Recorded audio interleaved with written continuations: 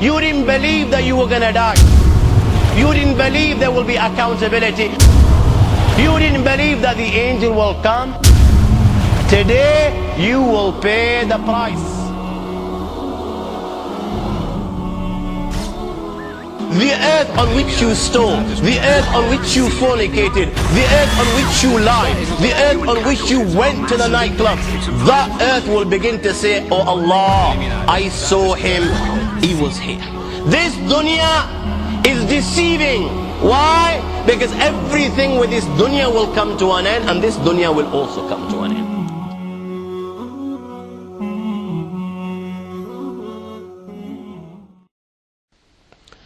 Respected ulama, my respected elders, my brothers, my sisters and my little ones, Assalamu alaikum wa rahmatullahi wa barakatuh.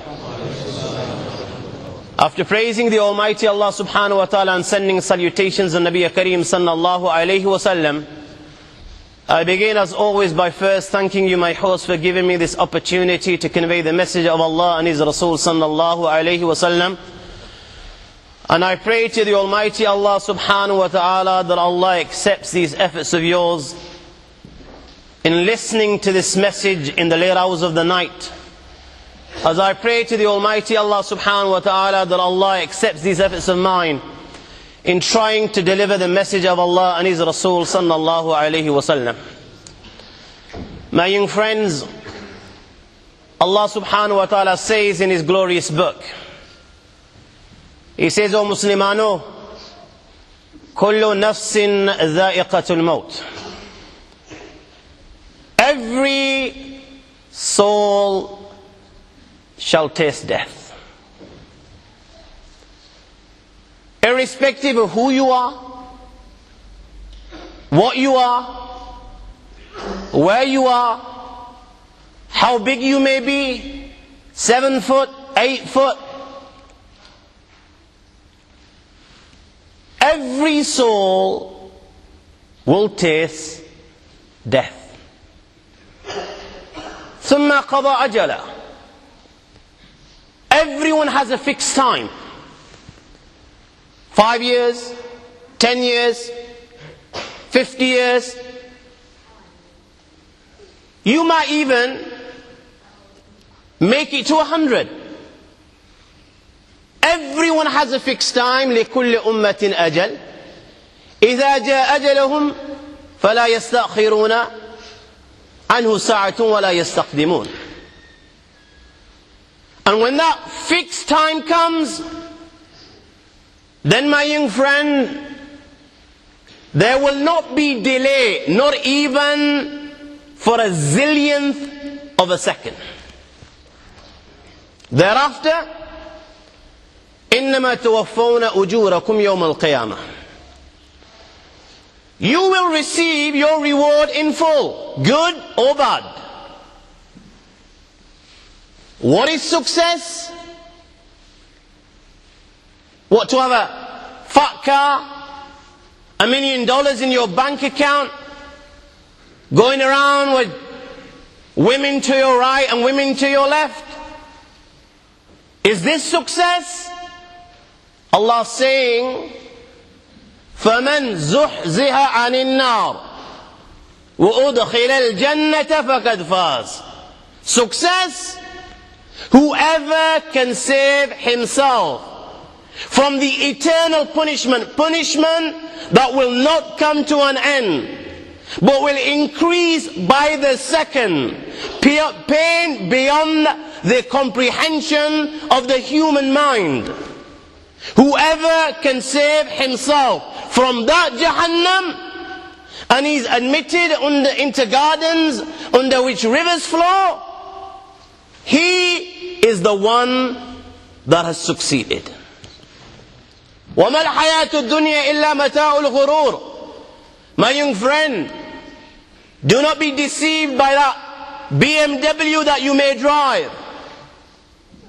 Do not be deceived by that Jaguar or the fat Range Rover that you may have. Do not be deceived by the bungalows that you may live in. Tall, lofty buildings, beautiful houses, the beautiful clothes that you may wear, Do not be deceived by this dunya. Why? وَمَا الْحَيَاةُ الدُّنْيَا إِلَّا مَتَاءُ الْغُرُورِ. This dunya is deceiving. Why? Because everything with this dunya will come to an end, and this dunya will also come to an end. كُلُّ مَنْ عَلَيْهَا فَانٍ وَيَبْقَى وَجْهُ رَبِّكَ ذُو الْجَلَالِ وَالْإِكْرَامِ. There is only one thing to remain, and that is none other than the Lord of the Arsh and Kursi, the creator of the dunya. Other than this, every single thing will perish. Say, O Muhammad, قل, tell these people, إن الموت الذي تفرون منه فإنه ملاقيكم. You know this death that you're running away from. And you and I at this moment in time are running away from death. We really don't believe it. You know, we might not say with our mouths that we don't believe in death. We may acknowledge it, yeah, because we've seen people go before us. So we may say we believe, but our actions are a proof that we don't believe. You see the masajid full on a Friday, you see the masajid full today, you'll see the masajid full on the day of Eid. But the rest of the year, my young friend, tomorrow come Fajr Salah, you will see one or two safs inside this masjid, and the same goes around for every other masjid in this country.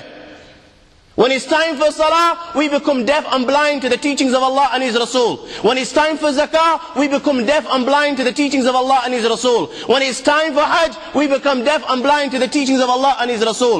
Our a'mal are saying that we don't believe in death. We're running away from death. Allah is saying, you tell them, O Muhammad sallallahu alaihi wasallam, you can run wherever you like. You can go in the depths of the Atlantic, in the total darkness. My friend, you can climb the peak of the Everest. My friend, you can hide in the darkness of the Amazon or the Kalahari bush. When your time comes to an end, wherever you are, وَلَوْ كُنْتُمْ فِي بُرُوجٍ مُشَيَّدَةٍ. They say the Pentagon and Fort Knox are places where no one can penetrate and get through. You can go and hide there. When your time comes to an end, all of a sudden the barrier will be removed from your eyes. You're in the dunya, but now you can see the akhirah, and you will see that angel standing before you wherever you are in any corner of the globe.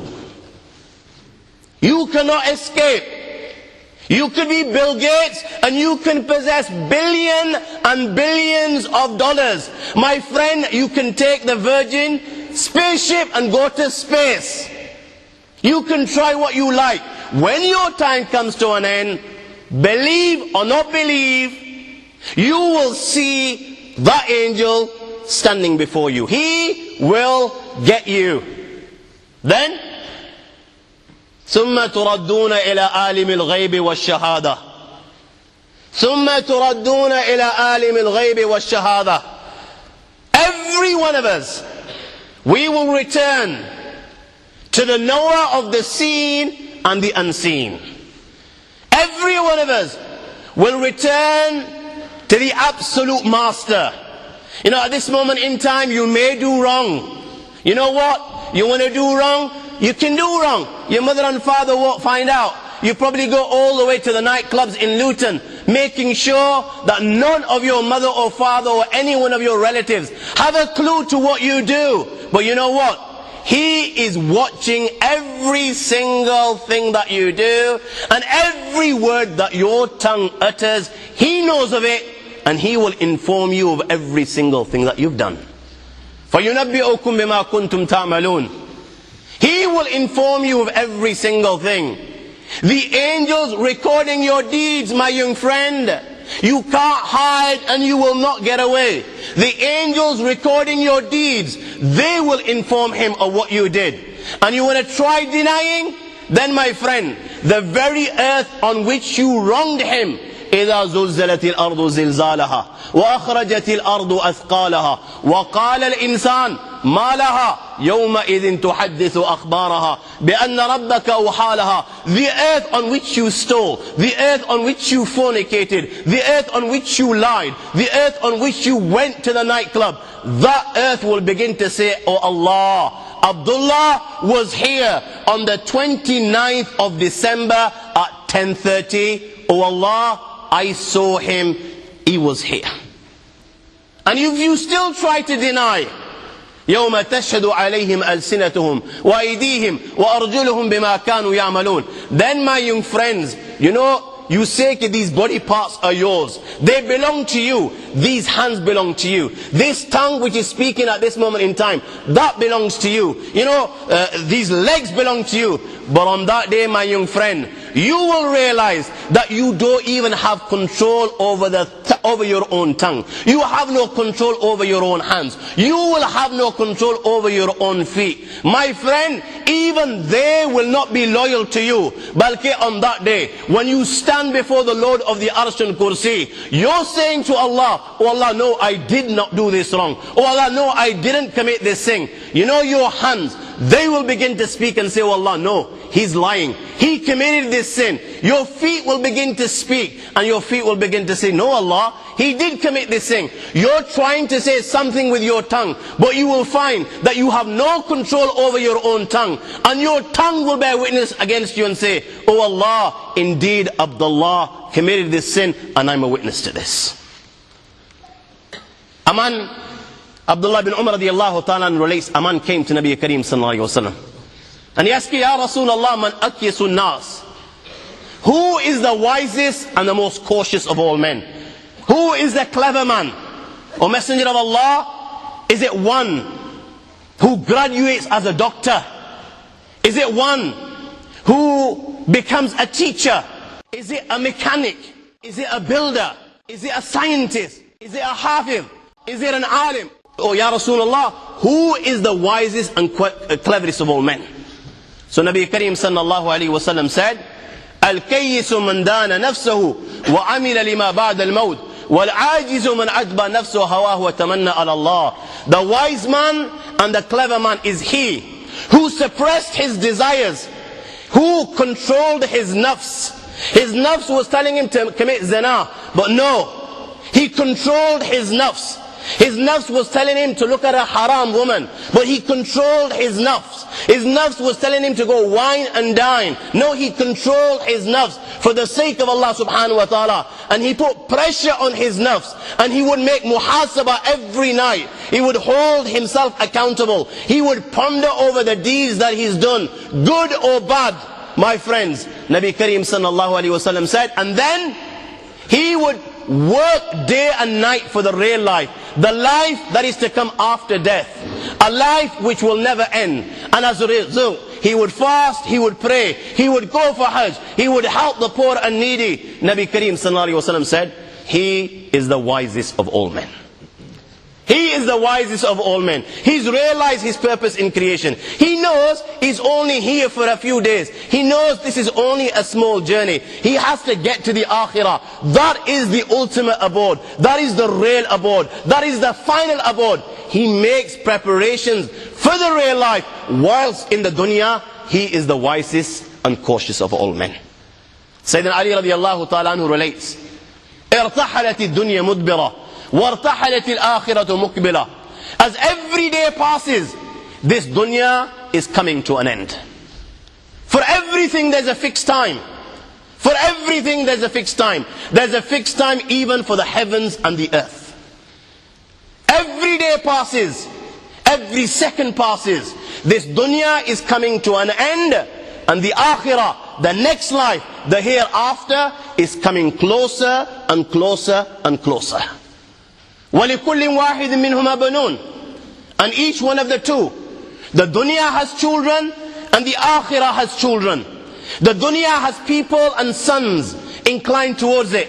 People that work day and night just to acquire pounds and pounds. People that work day and night so they can buy 5 cars. People that work day and night so they can buy 2-3 bungalows. The dunya has children, the akhirah has children. Those that suppress their desires and try their utmost best to please Allah and His Rasul sallallahu alaihi wasallam and do as much good as they possibly can.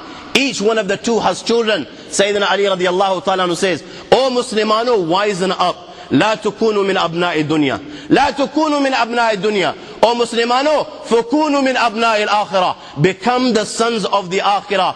Those that work for the hereafter. Those that strive and sacrifice to acquire the pleasure of Allah and His Rasul sallallahu alaihi wasallam. Wisen up, become the sons of the Akhirah. Do not become the sons of the dunya. Why? فَإِنَّ الْيَوْمَ أَمَلٌ وَلَا حِسَابٌ. Whilst you're alive at this moment in time and you're breathing, you're in the dunya, you have this opportunity to perform good, to do good. وَلَا حِسَابٌ. And whilst you're here, my young friend, there is no accountability. Allah will not hold you account to anything. But tomorrow, غَدًا حِسَابٌ وَلَا عَمَلٌ. Tomorrow you say to the Lord of the Arsh and Kursi, Oh Allah, I beg you, لَوْ أَنَّ لِي كَرَّةً فَنَكُونَ مِنَ الْمُؤْمِنِينَ. Oh Allah, I beg you, give me another chance. Send me back to that dunya and I will believe. I will declare the kalima La ilaha illallah Muhammad Rasulullah. Oh Allah, I will put my head in prostration and I will not get out of prostration till you take my soul from my body. Oh Allah, I will donate in your path. I will help the poor needy. Oh Allah, I beg you, just give me one chance and I will prove it to you and I will show you how good and pious servant I am, an obedient servant I am. My young friends, on that day, you can beg as much as you like. You can ask as many times as you like. غَدًا حِسَابٌ وَلَا عَمَلٌ. On that day, you will not be given the opportunity to go back in the dunya and prove yourself. You only have one chance. It is up to you. Either from the Ashabul Yameen, either from the Ashabul Shimal. There will be hisab. There will be accountability. You will be asked with regards to your salah. You will be asked with regards to your zakah. You will be asked with regards to the people. My friends, an umrihi fima afna, wa an shababihi fima abla, wa an malihi min ayna iqtasaba, wa fima anfaqa, wa an ilmihi madha amila fi. You will be asked with regards to your youth. Every day of your youth, when you were strong and you could worship Allah subhanahu wa ta'ala because you had the strength to do a lot of good deeds, you will be asked, how did you spend your days of youth? One umrihi fima abna. Your life, we gave you 80 years, we gave you 65 years, we told you what your purpose in creation was. Tell me, what did you do with the 65 years of life that I gave you? One ilmihi madha amila fi.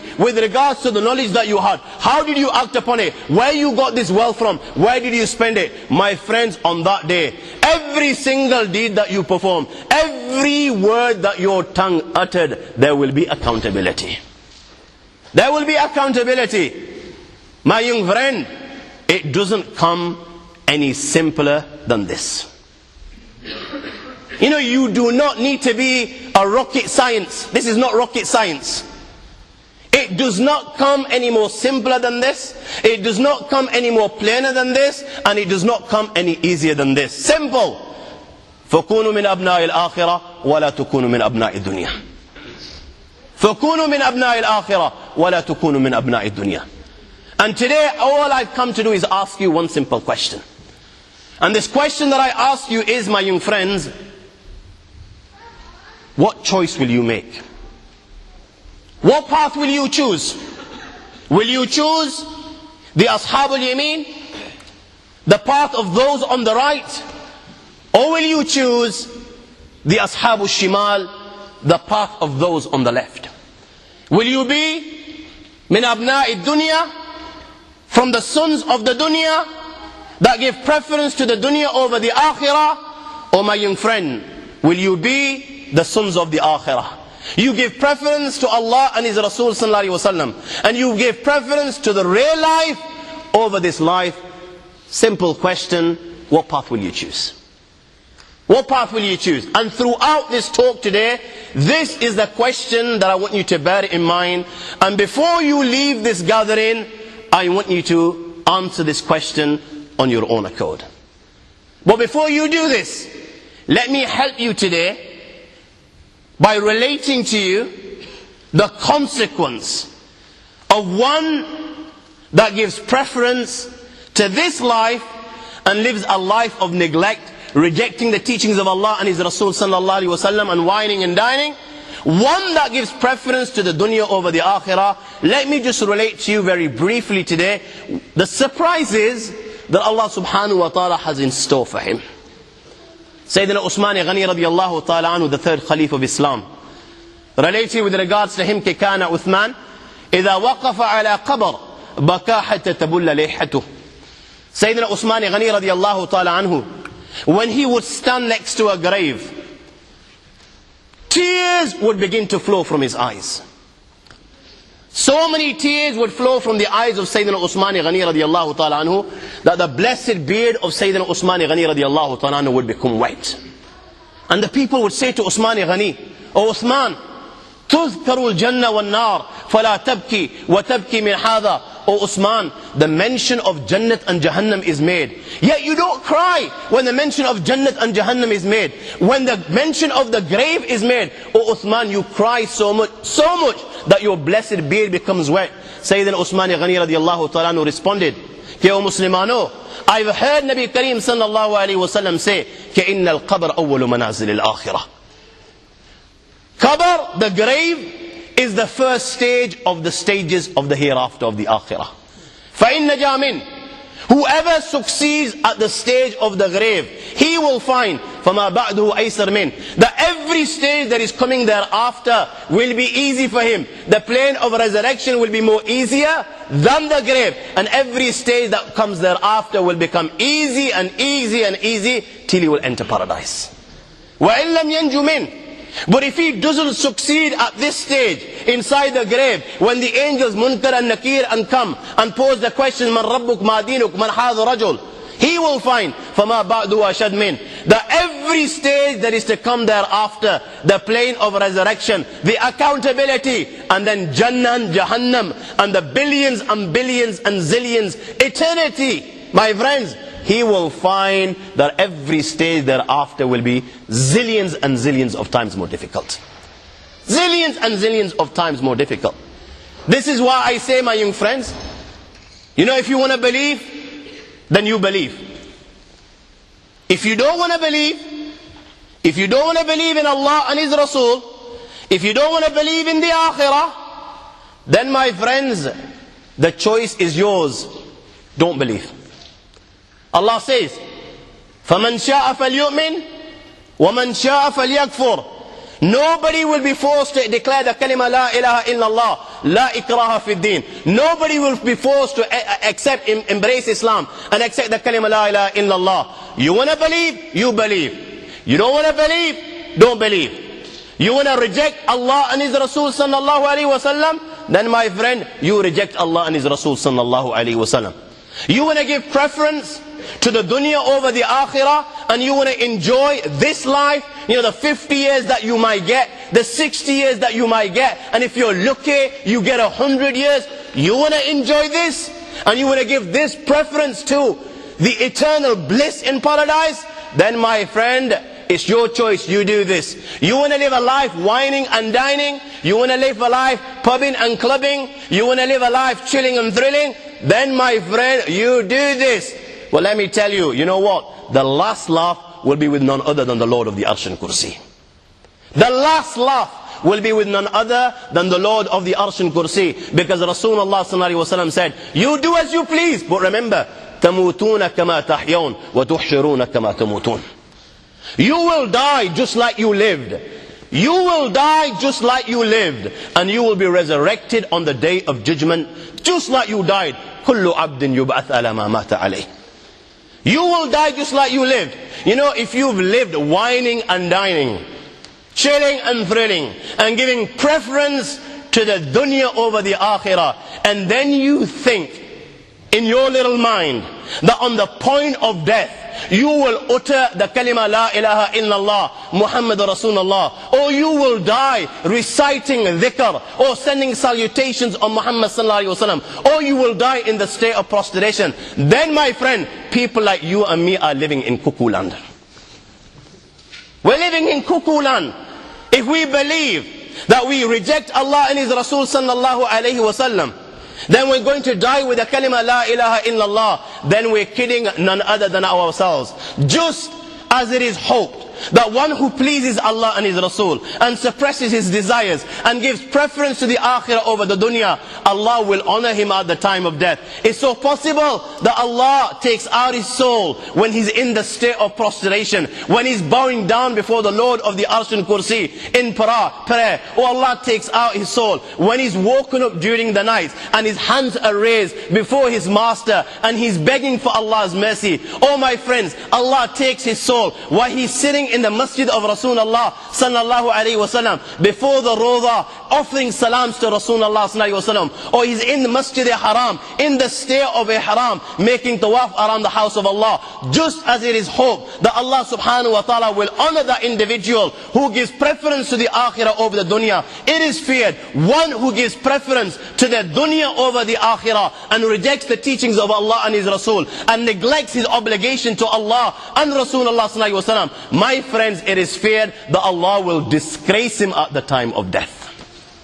Allah will disgrace him at the time of death. And if Allah disgraces him at the time of death, then you tell me, what do you think Allah subhanahu wa ta'ala has in store for him thereafter in the grave, day of judgment and Jahannam? Sayyidina Abdullah bin Umar radiallahu ta'ala anhu, one occasion was traveling. Night, he decides to stop with an old woman in her house. All of a sudden there's a grave nearby, and at night, the great companion of Rasulullah, the son of Umar Farooq, he can hear a voice coming from the grave. The voice is crying, Bawl wa ma bawl, shan wa ma shan. Drops of urine. Which drops of urine? Shan wa ma shan. Water bag of leather. Which water bag of leather? Sayyidina Abdullah bin Umar radiallahu ta'ala anhu is shocked.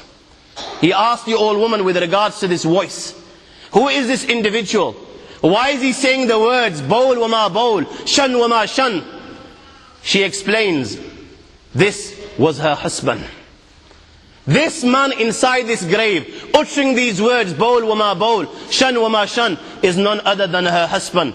He was negligent with regards to drops of urine at the time of making istanja. He wouldn't do istibra. He wouldn't listen. She would tell him not to be negligent. She would tell him to be cautious, but he wouldn't pay heed to the teachings of Allah and His Rasul sallallahu alaihi wasallam. She would say to him, even animals are better than you. When they relieve themselves, when they urinate, even they, camels, spread their legs so as not to pollute their own bodies. But he wouldn't pay heed. She says, from the day he has died, he's been saying these words, Bawl wa ma bawl, shan wa ma shan. And Allah subhanahu wa ta'ala inside his grave is punishing him with regards to the sin that he would commit in the dunya, and which he took very lightly. So he asked, why does he say the word shan wa ma shan? Water bag of leather. Which water bag of leather? She explained, one occasion, a man dying of thirst came knocking our door begging for some water. So he pointed to a water bag of leather. He was taking the mick. So he pointed to a water bag of leather, saying that this water bag is full of water, this leather bag is full of water, take it, drink it. So this person, when he took the water bag of leather and realizing there was no water, he collapsed on the spot and he died. She says, from that day onwards, when he died, every night this is what I hear from the grave.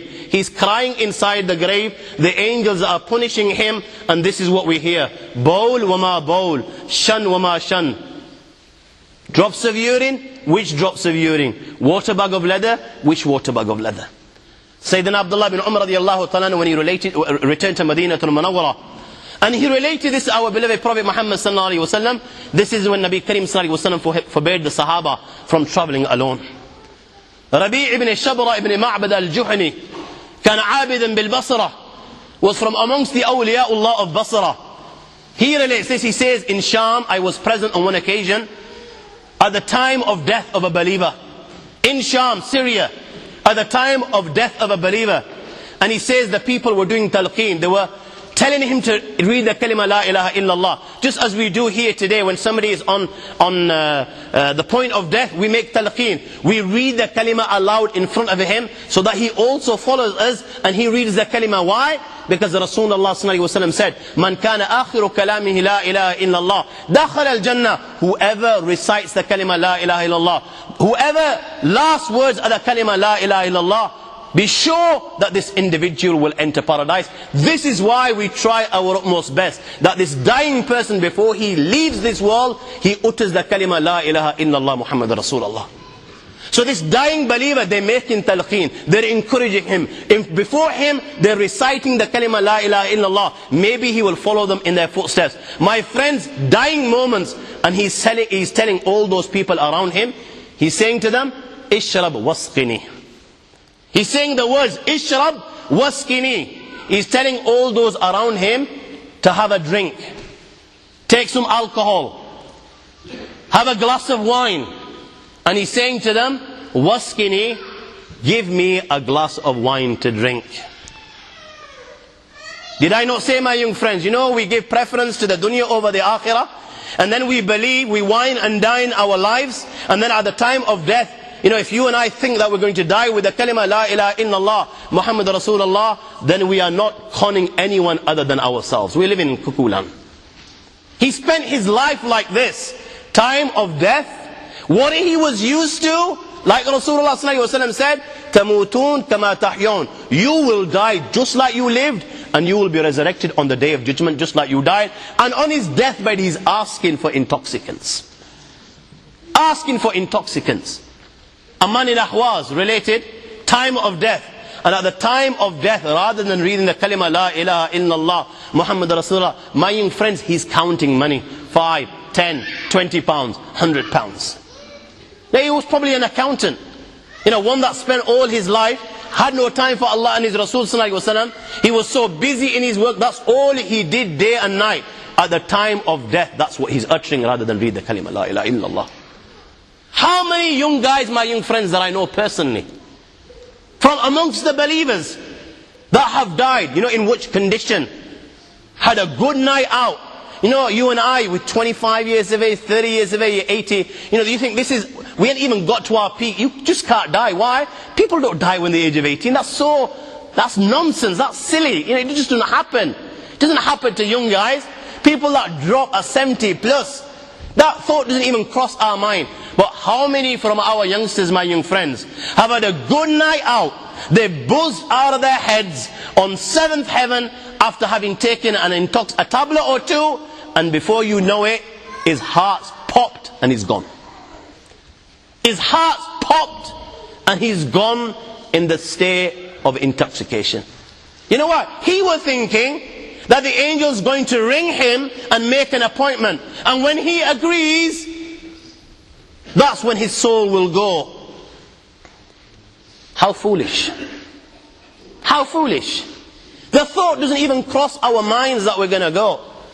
The great Jalaluddin Suyuti rahmatullah alayhi has related in his book, Sharh al-Sudur fi Ahwal al-Mawt wal-Kubur. He says that the ulama write that in general, there are 4 reasons and 4 causes for a bad ending. 4 causes as a result of which a person will be disgraced at the time of death. And he mentions them. At-tahawun bis-salat, number 1. Number 2, shurbul khamr. Number 3, ukukul walidain. Number 4, idha'ul muslimin. And you know what? Finding anyone that doesn't commit at least one of these sins in this day and age, we'd be lucky if we found someone that to some degree doesn't commit these sins. At-takasul bis-salat. The first one he mentioned was at-takasul bis-salat. Laziness with regards to salah. You know, just being lazy, not neglecting, not missing. Having a lazy attitude, just like the munafiqeen had at the time of Rasulullah. وَلَا يَأْتُونَ الصَّلَاةَ إِلَّا وَهُمْ كُسَالَى. Having a lazy attitude towards prayer is something that will bring about a bad death. My friends, never mind laziness with regards to salah. Look at our masajid. Our masajid are empty and they are crying. Our masajid are beautiful, but they are deprived of the real beauty, and that is obedient servants of Allah, prostrating before the Lord of the Arsh and Kursi 5 times a day. How many people will you find in this day and age, my young friends? Never mind asking anyone else. Let us just ask ourselves, how many people will we find from from amongst us. From the day Allah made salah an obligation upon us, it became farz upon us. The day we reach puberty to this very day, who from amongst us can say that we've offered every prayer just as Allah ordained and just like Nabi Kareem sallallahu alaihi wasallam would do? Who from amongst us can say that we've never missed a single prayer? No, the reality of the matter is, lads, and I don't like beating around the bush, the reality is, you know it better than me. The reality is, in this day and age, these type of people we can count on our hands. Our masajid are crying. Our masajid are empty. Our masajid are dying for believers, true believers, who prostrate before the Almighty Allah. Yet, my young friends, you know as well as I, this is the biggest obligation in Islam. There is no obligation bigger than this. Open the book of Allah. How many times has Allah mentioned the word salah? To remind us. Every second page, every third page, my young friends, you will get a reminder with regards to salah. Allah says, He tells you your purpose in creation. Allah says, وَمَا خَلَقْتُ الْجِنَّ وَالْإِنسَ إِلَّا لَيَعْبُدُونَ مَا أُرِيدُ مِنْهُم مِّن رِزْقٍ وَمَا أُرِيدُ أَن يُطْعِمُونَ. There is only one reason and one reason why I created you. Why I placed you in the dunya. I created the dunya for you. I created everything within the dunya for you. But you, my young friend, I created for myself. I created you just to see لِيَبْلُوَكُمْ أَيُّكُمْ أَحْسَنُ عَمَلًا. Who from amongst you will acknowledge me as Allah, and he will bow down and prostrate and fulfill his purpose in creation. This is why Allah subhanahu wa ta'ala created us.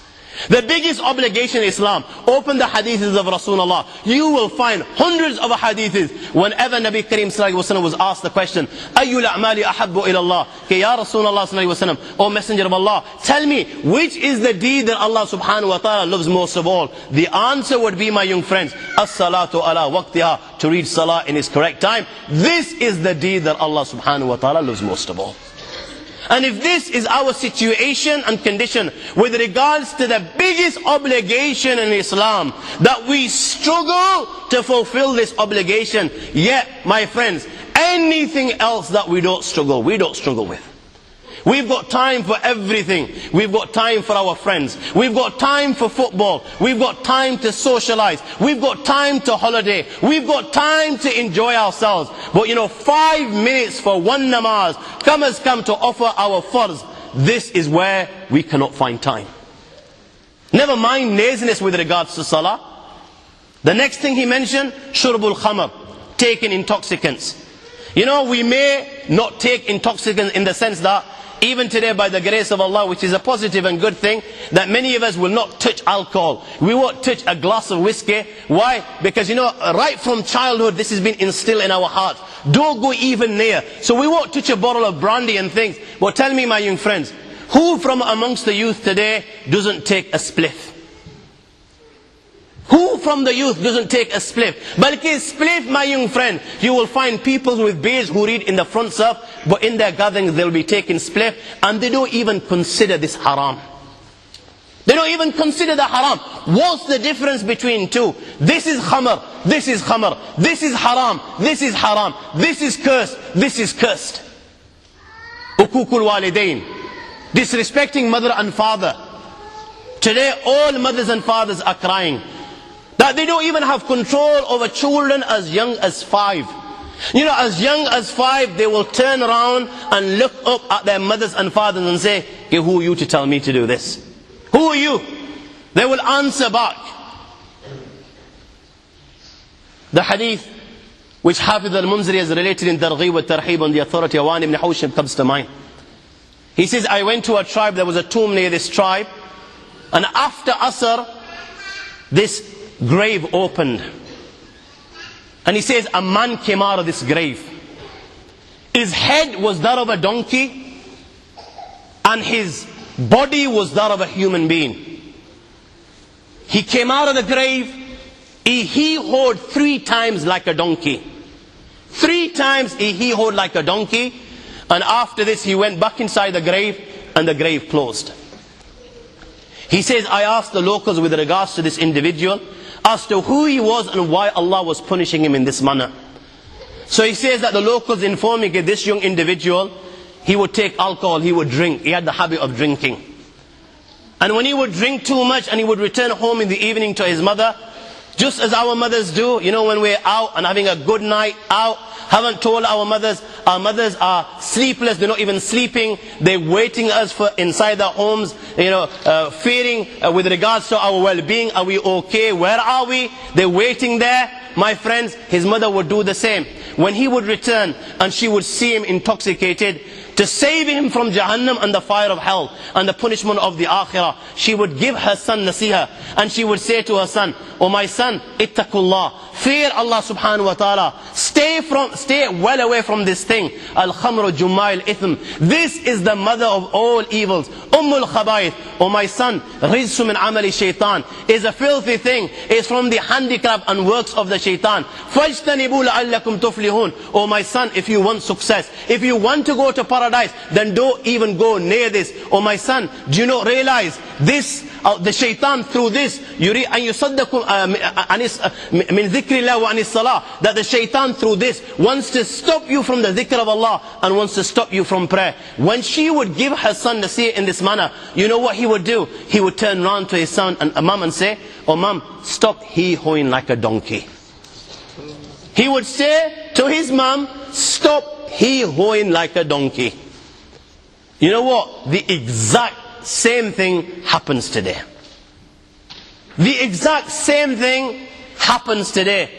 This particular individual used these words. My friends, we use words which are rife in this day and age, which are no different to the words that he used. What do youngsters turn around to their mother and father when their mother and father are saving them from Jahannam and the fire of hell, and they're giving them nasiha?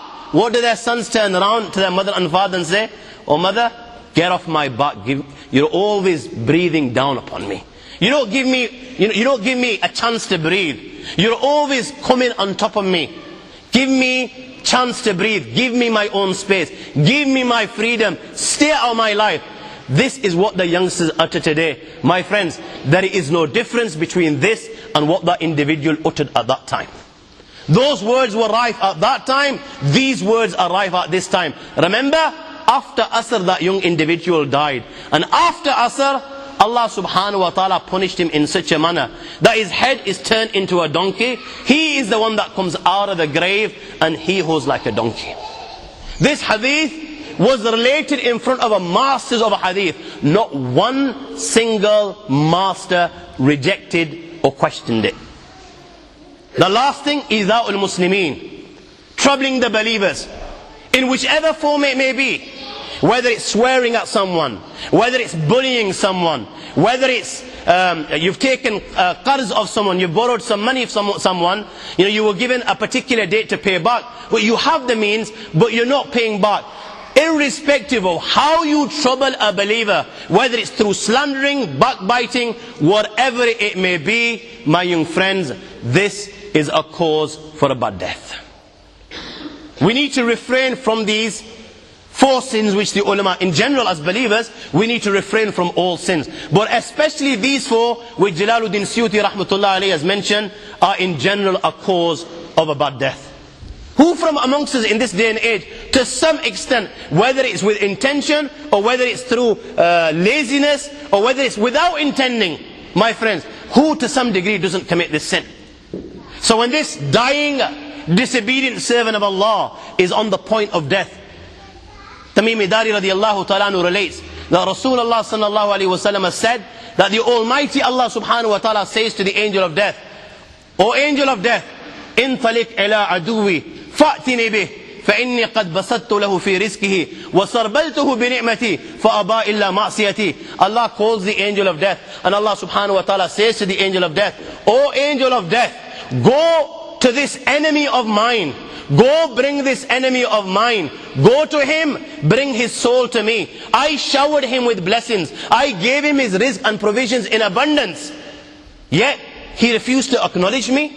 He refused to believe in me. He rejected Allah and His Rasul sallallahu alaihi wasallam. He had no time for me. He had no time to prostrate. He had time for everything else. He thought he was too big for this. Bring him to me. Up to now, I've been patient. I've been tolerant. Bring him to me. لِأَنْتَقِمْ مِنْهُ الْيَوْمِ. Today I will make him pay the price. Today I will punish him like none other. Ponder over the words, my young friends, what the Lord of the Arsh and Kursi uses. Allah says to the angel of death, Intalik ila aduwi fa'tini bi, go to my enemy and bring my enemy to me. Allah classes this individual as his enemy. This person that rejects, this person that gives preference to the akhirah over the dunya, the one that gives the preference to the dunya over the akhirah, Allah classes him as an enemy. What do you think Allah subhanahu wa ta'ala will do with those that he classes as enemy? Remember, my young friend, this is not some Joe blogs from the street. A lot of our youngsters have got the attitude, no problem, yeah? Raise your sleeves, 1 to 1. How long is he going to last before me? This is not some sort of Joe blogs that you may take on. You might get a few of your yars and friends to take on. We're talking about the Lord of the Arsh and Kursi. We're talking about the Lord of the worlds. Alhamdulillah Rabbil Alameen. We're talking about the Lord of the entire universe and beyond. The entire universe and beyond. We live in this dunya. And we are fascinated with this dunya which Allah subhanahu wa ta'ala indeed has created in a beautiful manner. We're fascinated. There are over billions of people which live on this dunya at this moment in time. Over 6 billion people that live on the dunya at this moment in time. This dunya of Allah subhanahu wa ta'ala is so big, my young friends, that there is space in this dunya for billions and billions and billions or more people. But what is this dunya in comparison to what Allah subhanahu wa ta'ala has created out there? This dunya is insignificant. This dunya is meaningless to Allah. It means nothing. It is worthless. So worthless, compare it with the sun. The sun is one star. You know more science than me. You'll be able to tell me better. Take this planet Earth and you place it inside the sun, and you will be able to place 1.3 million Earths in the sun. 1.3 million Earths in the sun. Allahu Akbar. Allah is the greatest. The sun is one star. One star. There are stars out there which are millions of times bigger than the sun. You tell me this, that you need millions and millions of stars to make one galaxy. And then you tell me this, that there are zillions of galaxies out there. Let me tell you on top of this, my young friend. After this, whatever you see above, when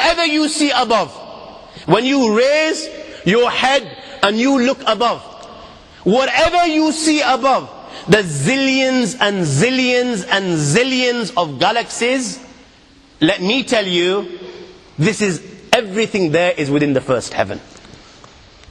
Everything there is within the first heaven.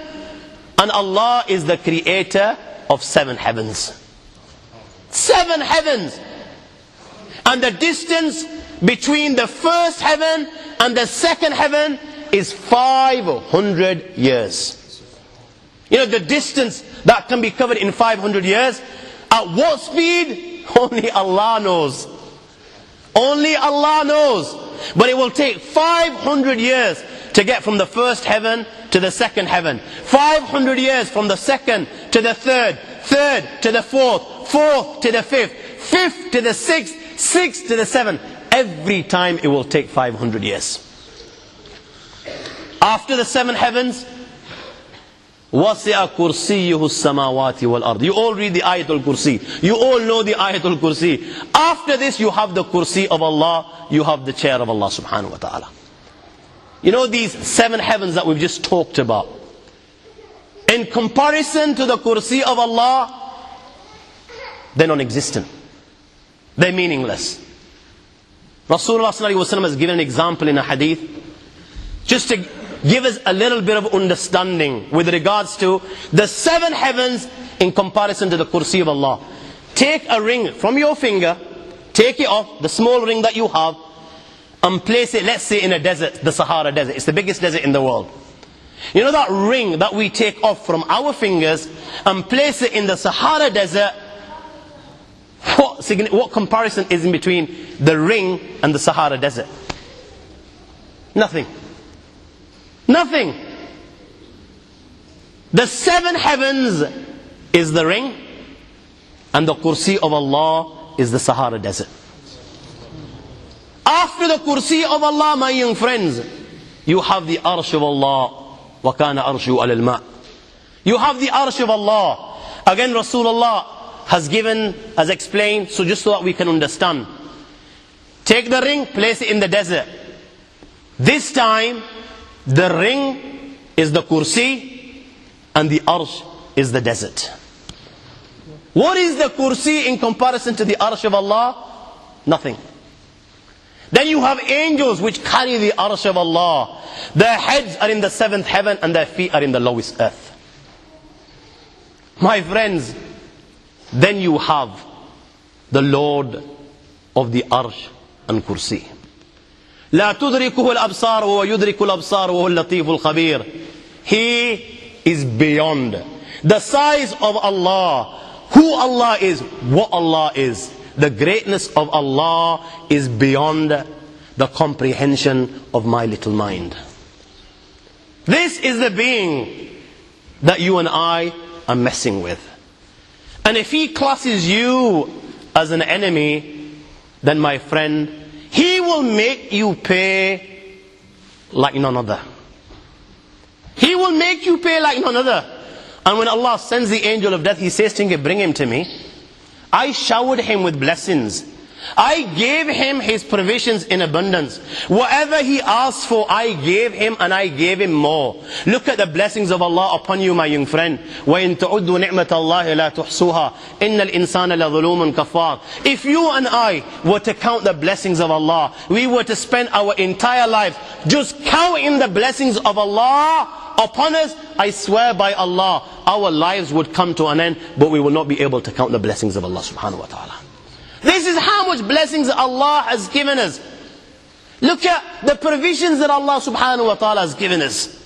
Look at what is our disposal. You know, whereas at this moment in time I address you and you listen to this reminder. You have people in Afghanistan. You have people in Kashmir. You have people in Chechnya. You have people in Palestine. You have people in different corners of Africa. My friends, they are begging the Almighty Allah, and they don't even know where their next morsel will come from. They do not know where their next morsel will come from. And their minds are only occupied, Ya Allah, where's this next morsel going to come from? They don't know whether they will be continuing, whether they'll be able to breathe in 5 seconds or not. This is their concern. Whereas you and I, Allah has blessed so much. Allah has blessed us so much in this country. You know, tomorrow morning when you wake up for your breakfast and you desire to have cereal, my young friend, Allah has blessed us so much that tomorrow morning when you wake up and you desire a cereal, my friend, Allah has blessed you so much that you're in a position, if you want cornflakes for your breakfast, you're in a position to have cornflakes. If you decide, no, not cornflakes, I want Weetabix, you're in a position to have Weetabix. If you don't want Weetabix, you want Cocoa Pops, my young friend, you're in a position to have Cocoa Pops. You're in a position to have Rice Krispies. You're in a position to have hundreds and different cereals. You know what? If you don't want cereal and you decide, look, today I want biscuits. How many different types of biscuits are at your disposal? You know what? If you decide to have juice instead, look at the different juices that are at your disposal. If you decide to have a hot liquid, you decide to have tea, coffee, how many different drinks are at your disposal? This is just for breakfast. Who can deny this? Which individual sitting here or listening to this lecture, wherever may be in this world, my friends, can deny these blessings of Allah subhanahu wa ta'ala? Then on top of this, my friends, the hands with which we touch, the feet with which we walk, the tongue that does the talking, the mouth with which we eat, the ears with which we hear, the eyes with which we see. Look at these countless blessings of Allah. You know, we've taken them for granted. This is why we don't value them. You know, if in this gathering here and now, Allah subhanahu wa ta'ala was to take just one of His blessings, I swear by Allah, this is when you and I will realize the blessing of Allah. You're talking to me at this moment, I'm talking to you, you're listening to me. The thought has never crossed your mind, or my mind for that sake, that Allah can take away these blessings. You haven't prepared for this. This thought did not come to your mind before you came in this gathering. You're looking at me, I'm looking at you, and you know what? Whilst you're looking at me and I'm looking at you, all of a sudden Allah's taken away your eyesight. Now there's total darkness in front of you. What do you think will happen? What do you think, my young friend? See if you can ponder this in your mind's eye. You're in this gathering at this moment in time. You're listening to what I'm saying. You're looking at me, and all of a sudden you cannot see me. You know what will happen? You will quickly open your eyes again. Okay, what's happened? To see if I can see. But again, you know, no, it's darkness. Now what you'll do is, you'll start looking to your right. Is the darkness just at the front? So you look to the right. And now you're panicking. You're sweating. You know, you haven't uttered anything to anyone. You begin to look to your right. It's darkness again. You look into your left. There's darkness again. Now, my friend, you will feel in a manner like you never felt in your entire life. You will begin to panic. You know, water will literally drip from your body. I swear by Allah, you know, within a zillionth of a second, from a totally independent person, you came in this gathering not even thinking this, not even imagining this. You were the biggest out of the big. Do you understand? From a totally independent person, you will leave as a totally dependent one. Never mind getting outside to your home. I swear by Allah, you will not be able to leave this gathering without the assistance and help of your Muslim brother. And now, you know, if you were a multi-billionaire and you possessed $1 billion, and this thing called eyesight was sold on the market, I'm prepared to swear by Allah that you will spend your billions just so that you can buy one blessing which Allah subhanahu wa ta'ala has given you. In comparison to this eyesight, you know, the billions that are in your account will be meaningless.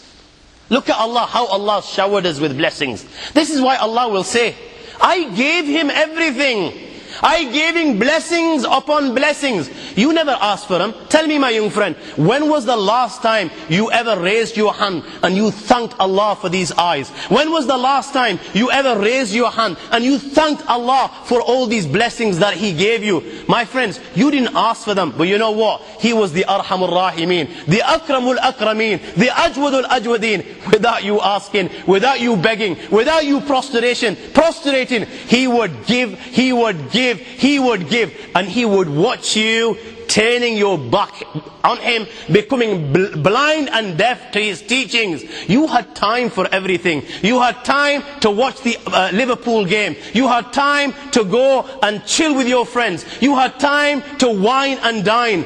But the only thing and being that you didn't have time for the one that gave you these zillions and zillions of blessings. And He waited. He allowed you to make tawbah, because He accepts tawbah. He embraces those that turn to Him. Till when? Before the soul comes out of your body. He was waiting patiently. Maybe Abdullah today will embrace me. Indeed, he's lived 99 years of sin. Maybe today he will embrace me. Maybe today he will turn to me. But Abdullah didn't. He was still arrogant. Right till death do his part. Allah will say, now bring him. His time's come to an end. He lived a life of sin. He didn't believe. He rejected. Bring him to me today and I will punish him like none other. The angel of death will now go. You think the angel of death will wait? It's the Lord of the Arsh and Kursi. Kun fayakun. When He says happens, it happens. فينطلق إليه ملك الموت في أكره سورة ما رآه أحد من الناس له 12 عينا ومع سفود من نار كثير الشوك. The angel of death will go. He will have 12 eyes. له 12 عينا ومع سفود من نار. He will carry a forked mace made out of fire. This mace will have plenty of forks and it will be made out of fire. My friends, he will have with him وَمَعُ 500 مِنَ الْمَلَائِكَةِ 500 angels will accompany the angel of death. He will assume the most horrifying and frightening form any human has ever seen. 500 angels are with him. What will they bring? Ma'ahum nuhas. They will bring a piece of copper. وَجَمَرٌ مِّن جَمَرِ جَهَنَّمْ. They will bring huge embers of Jahannam. وَمَأُمْ سِيَاتٍ مِّن نَار. Ta'ajjaj. They will bring with them scourges of fire. They will bring with them whips of fire. This is how he will come to receive the soul of the enemy of the Lord of the Arsh and Kursi. Ibn Abbas radiallahu ta'ala relates that on one occasion, Sayyidina Ibrahim alayhi salatu wasalam asked the angel of death. He said, "O angel of death, show me the form that you assume when you come to take the soul of a good believer, the sons of the Akhirah, the followers of Rasulullah, the lovers of Rasulullah sallallahu alaihi wasallam. Tell me, how do you take their soul?" So the angel of death said, "Ibrahim, turn your face away." He turned his face away. After a short while, he looks at the angel of death, and what does he find?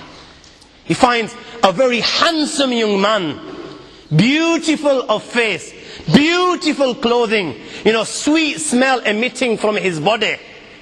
When Sayyidina Ibrahim alayhi salatu wasalam saw such a handsome sight, he said to the angel of death, "O angel of death, لو لم يلق المؤمن من السرور شيئا سوى وجهك لكفى." If this was the only blessing that Allah subhanahu wa ta'ala has in store for a believer, just looking at the beauty of your face that Allah subhanahu wa ta'ala has given you, that would be sufficient. Ibrahim said, "Okay, now," Sayyidina Ibrahim alayhi salatu wasalam said to the angel, "Now I want you to show me the form that you assume when you take the soul of a disobedient servant of Allah." The angel of death said to Ibrahim, "Ibrahim, no. La tutiku dhalik. Even though that you're a great Nabi of Allah, you will not be able to tolerate this, O Ibrahim." Ibrahim insisted, alayhi salam. Looked away. After a short while, he looks again. What does he see? What he saw was a man, black of face, dark black, black clothing. His head is in the heaven. His feet is on the earth. His body is covered with hair. Under every hair there are flames of fire which are leaping. Flames of fire coming out of his nostrils. Flames of fire coming out of his mouth. Ibrahim alayhi salatu wasalam couldn't tolerate this. He fainted. When he finally gained consciousness, he turned round to the angel of death and said, "If this was the only punishment that Allah has in store for a dying servant that is disobedient, then that would be sufficient. No other punishment would be required for him." So this is how the angel of death comes to receive this person. Black face, black clothing, flames coming out of his nose, flames coming out of his mouth, flames leaping from every hair. He has in his hand a forked mace made out of fire. 500 angels that accompany him. They have with them piece of copper, huge embers of Jahannam, and each angel is carrying whips made out of fire. This is how now this army of Allah goes to receive the soul of this dying disobedient servant of Allah. Like I said, you can hide wherever you want. Be it Fort Knox or be it in the depths of the Atlantic. When your time comes, Allah na kare, hopefully inshallah the angel of death will not come to you and me in this form, because inshallah we are obedient servants of Allah, and to the best of our ability we will remain obedient till death do us part, inshallah. But my friend, for those that don't, you can hide in the Pentagon, you can hide in Fort Knox, or the depth of some ocean, or the peak of some mountain, North Pole to South Pole. When your time comes to an end, the barrier will be removed, and this is what you will see. This is what you will see, not those around you. This is what you will see. The angel of death is standing before you. Do you understand? In this form. And my friends, he will strike you with such force, with this forked mace made out of fire, that these forks will penetrate, get stuck in every limb, every bone, every joint, and every vein.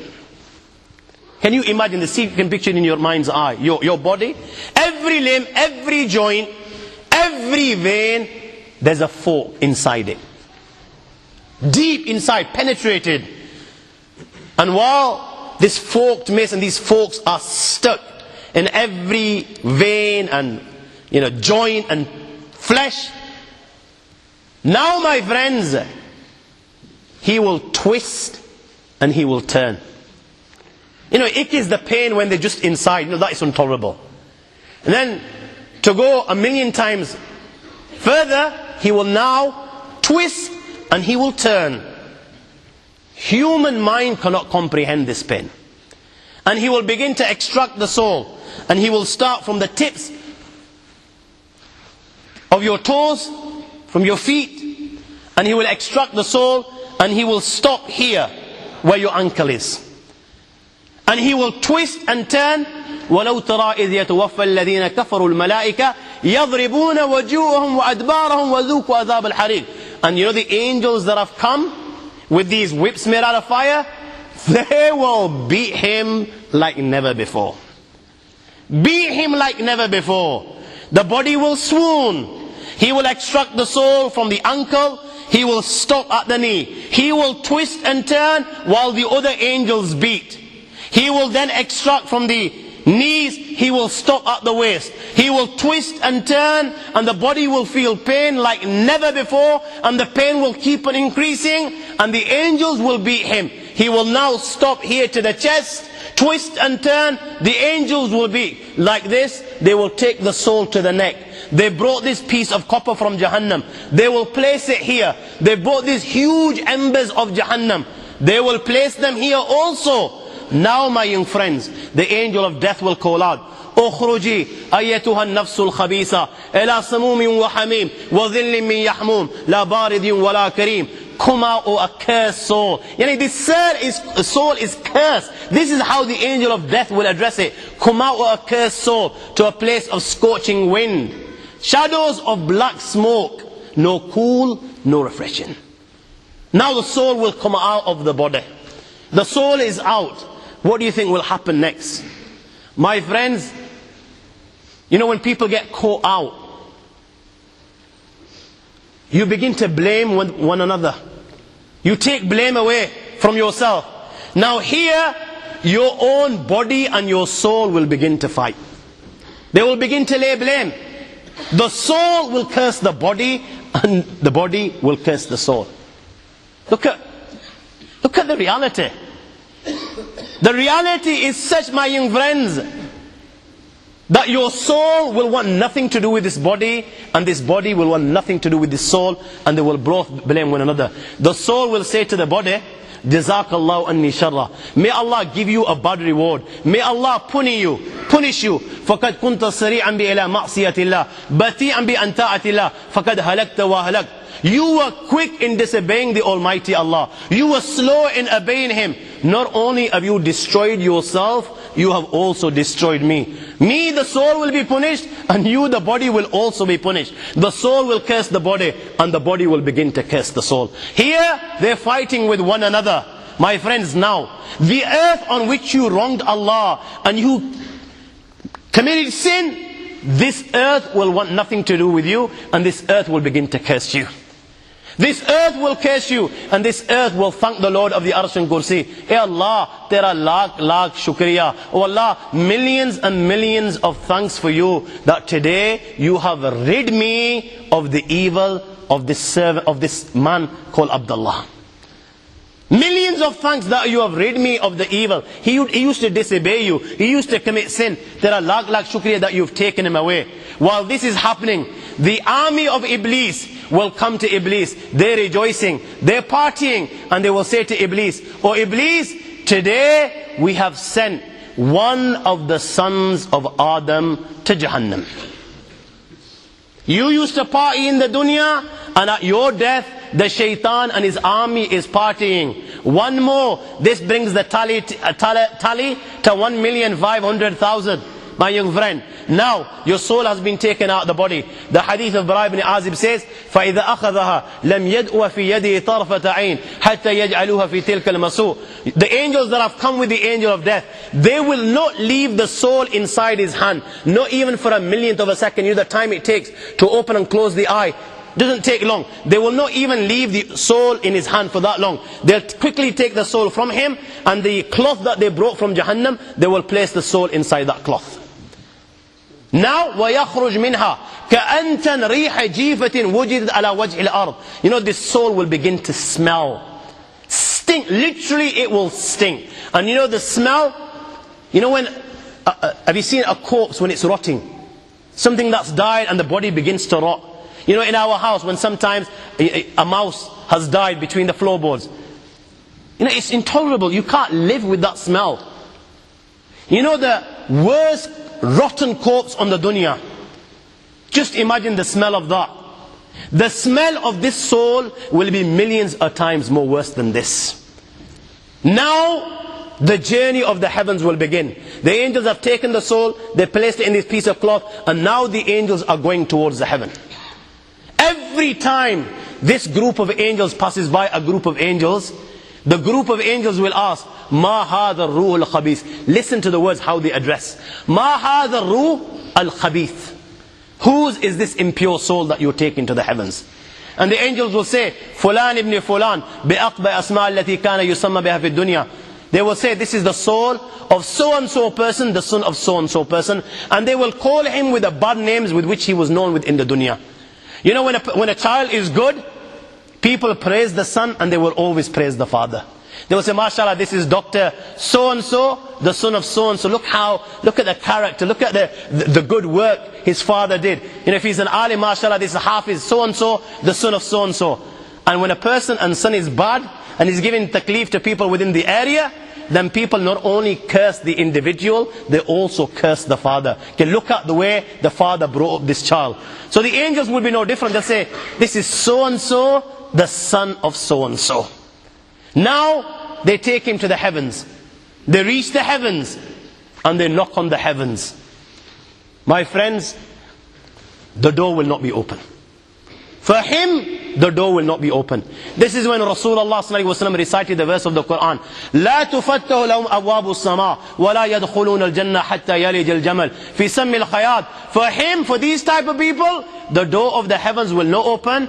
And these people, they will not enter paradise till a camel will enter the eye of a needle.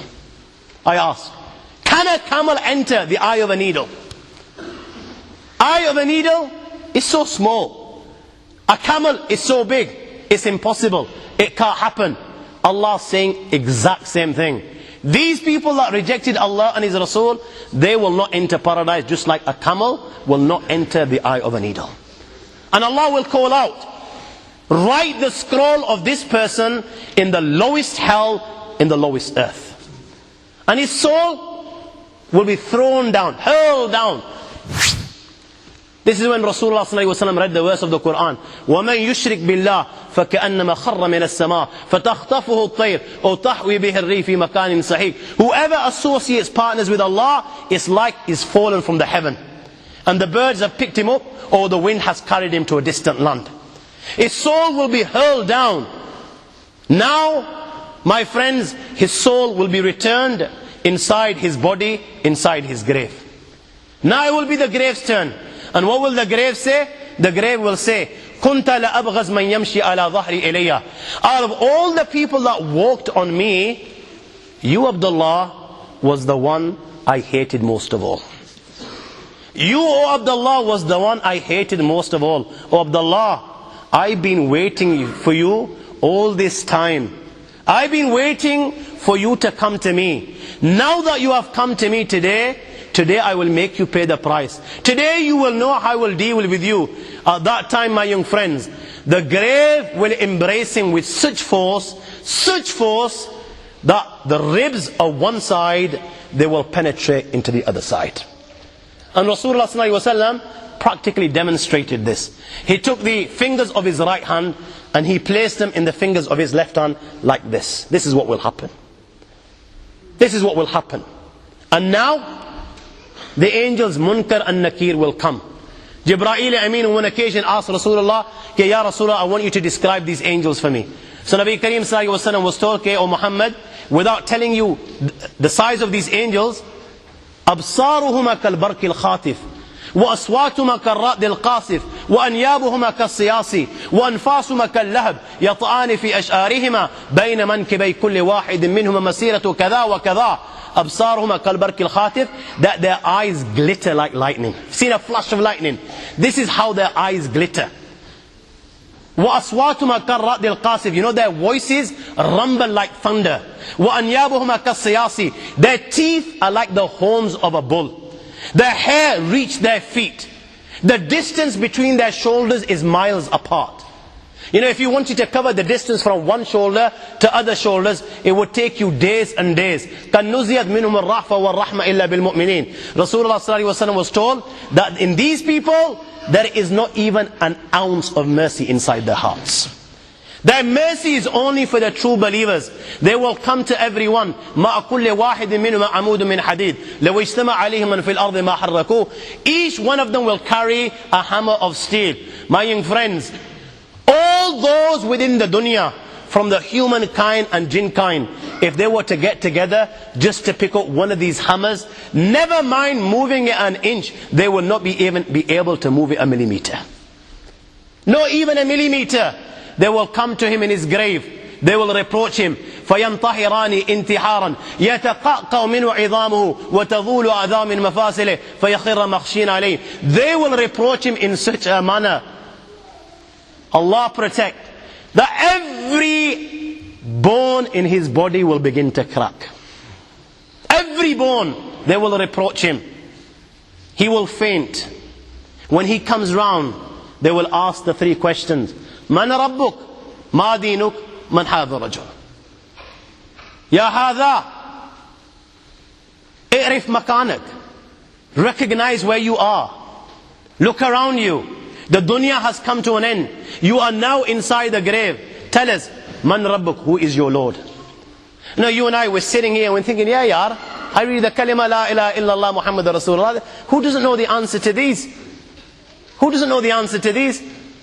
My Lord is Allah, my deen is Islam, and this man is Muhammad. Who doesn't? These are simple. My young friends, you know, in there, if you haven't lived a life according to the teachings of Allah and His Rasul sallallahu alaihi wasallam, you know what? Just as those that wine and dine whilst they're alive are whining and dining on deathbed, and rather reading the kalima la ilaha illallah, they're uttering nonsense like give me intoxicants to drink. If you've spent a life like this, when these angels ask you these simple questions, and indeed they are simple questions, my friends, you will not have the answer. Now this guy was whining and dining. You know, when the question is asked, Man Rabbuk, who is your Lord? What do you think he will say? Allah says in the Quran, أَرَأَيْتَ مَنِ اتَّخَذَ إِلَهُ هَوَىٰ. You know, he was one of those, his God, his Lord was his desire. He didn't listen to Allah, he didn't follow the teachings of Rasulullah, he was following his desires. His desire was saying, you know what, this girl's look absolutely, she's dynamite, she's beautiful, go for her. He was going for her. His nafs was saying, forget salah, yaar, let's go chill with the boys, hang out on the street corners. He was doing this. His nafs was saying, you know what, it's not too bad to have a tablet or two, enjoy yourself. You know, you've only got 10, 15 years, life's to enjoy. That's what he was doing. He was listening to every single thing that his nafs was saying. This was his God, so what is he going to say? La ha ha la adri, I don't know. We'll ask him. They're going to ask him, Ma deen, what's your deen? There was no deen in his life, yeah? You know, he believed that, you know, you turn to Allah when you're 70. You know, when you can't pull anymore, you've got nowhere to go, you know, bones are cracking in, you've got arthritis, you've become weak, wrinkles on your faces. This is what he believed, that you go for Hajj at that age. Till then, you know, you enjoy. So what's he going to say? What's your deen? There was no deen in his life. He was just a chiller. Man hadha rajul. Who was this man? He didn't know who Muhammad sallallahu alaihi wasallam was. He read the kalima la ilaha, but he didn't know who Muhammad was.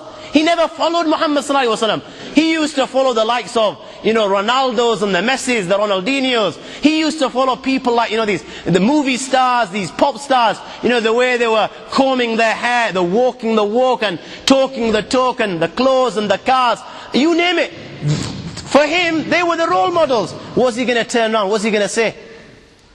He's going to have an answer. Ha ha la adri. And at that time, my friends, فَيَضْرِبَانِهِ ضَرْبَةً يَتَتَايَرُ الشَّرَرُ فِي قَبْرِهِ. They will strike him with that mace with such force, my young friends, that the sparks will spread throughout the grave. Sparks will spread, and it will be said to him, look above. and a door will be open to paradise.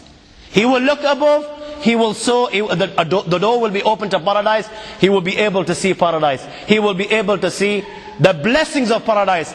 And it will be said, Ya adu Allah, O enemy of Allah, Hada manziluk law ata'ta Allah. How do you worship Allah? Then this was your abode. But you didn't. Rasulullah sallallahu alaihi wasallam at that time swore by his life. Walladhi nafsi biyadih. He swore by his life. You know, at that time, he will feel such regret, the likes of which he's never felt before. You know, that's when reality will come before his eyes. You know, he's seeing Jahannam, and he knows now that he's been deprived. He knows what's going to happen thereafter. At that time, Rasulullah swore by his life that that individual will feel such regret, the likes of which he's never felt before.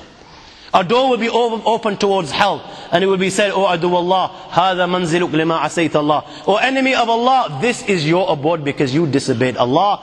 And the hot fire of Jahannam will keep on entering his grave, and he will roast right till the day of judgment.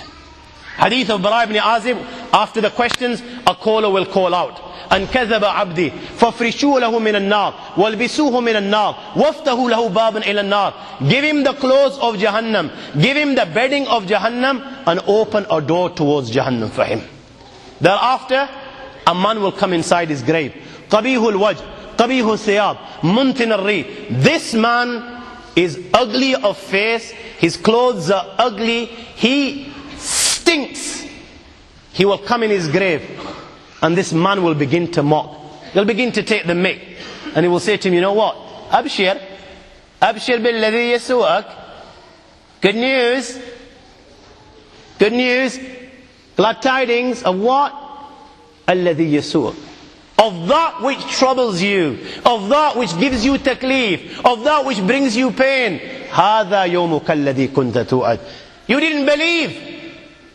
You were just too big to believe. هذا يومك الذي كنت توعد. My young friend, this is the day that you were promised. Allah mentioned it in the Quran, what your outcome will be if you reject. Rasulullah mentioned it in hundreds of hadiths, what your outcome will be if you reject. The A'imma on every Jummah would remind you of the consequences. In gatherings like this, you were reminded of these consequences. But you refused to believe. You didn't believe that you were going to die. You didn't believe there will be accountability. You didn't believe that the angel will come. Today, you will pay the price. And he will ask, and who are you? فَوَجْهُكَ الْوَجْءَ الَّذِي يَجِيءُ بِالشَّرِّ. Your face brings bad news. Who are you? He will turn and say to him, أَنَا أَمُلُكَ الْخَبِيثِ. You know the bad deeds that you performed in the dunya? I am those deeds. Allah has given me a body so that you can see what you did in the dunya. And my friends, when he can see his deeds before him in the form of a body, black body which literally stinks, which black clothing, my friends, he will begin to beg the Almighty Allah. He will now know what's going to happen, my friends, and he will begin to beg the Almighty Allah, Wallah, Rabbi la tuqim as-sa'a, Rabbi la tuqim as-sa'a. Oh Allah, I beg you, do not bring the final hour. Do not bring the final hour, because he knows that whatever happens thereafter will be 1,000,000 times more severe, and it will keep on increasing and increasing and increasing, and there is no end. Hadith of Bara ibn Azib says, فَيُقَيِّدُ لَهُ أَسَبْ أَبْكَمْ. Thereafter, a blind and deaf tormentor will be appointed to torment him. Blind and deaf. Why blind and why deaf? So you know, when he's crying inside his grave, and he's begging, and he's shouting, and he's screaming, and tears of blood are flowing from his eyes, and he's begging for compassion and mercy to be shown, these tormentors will be blind and deaf, so they cannot see him crying, and they cannot hear him begging.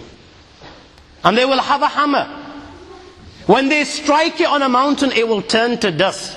And when they strike him, all the khalaiq, the creations of Allah, will be able to hear this, other than the thaqalain, that is the humankind and jinn kind.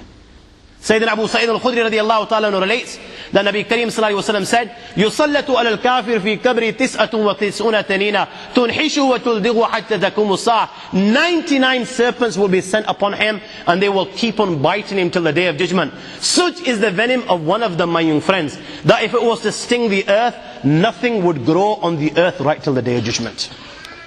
99 upon him, and they will keep on stinging him right till the day of judgment. Right till the day of judgment. The reality of the matter is, my young friends, different people will receive different punishments. It was the practice of Rasulullah sallallahu alaihi wasallam that after Fajr Salah, he would sit down with the Sahaba and he would ask them, okay, have you seen a dream?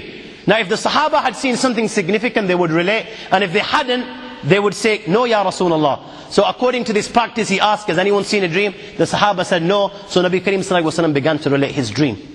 And Nabi Kareem sallallahu alaihi wasallam mentioned, okay, last night, the angels came, held me by the hand, and they took me to the blessed land, Quds.